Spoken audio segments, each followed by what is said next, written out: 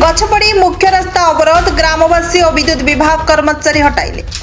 गजपति जिला गोसाणी ब्लॉक अंतर्गत महादेवपुर ग्राम निकट में पुरातन गछर एक विराटकाय डाल पड़ी घंटा घंटा धरी रास्ता अवरोध होइतिबार देखिबाकु मिलिछि।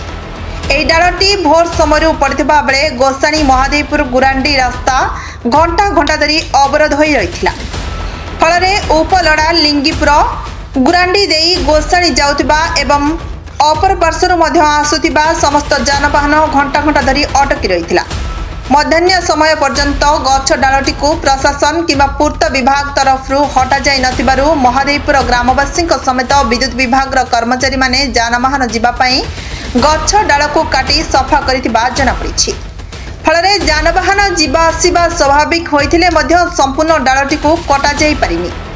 अन्य पक्षरे गत किछि मास पूर्वे एही रास्ता निर्माण करा जायथिला। सेतेबेले कोनोसी जेसीबी मेसिन अंश एही डालटी को बाजी जाइतिबारु डालटी अर्ध भंगा अवस्था रे रहिथिला।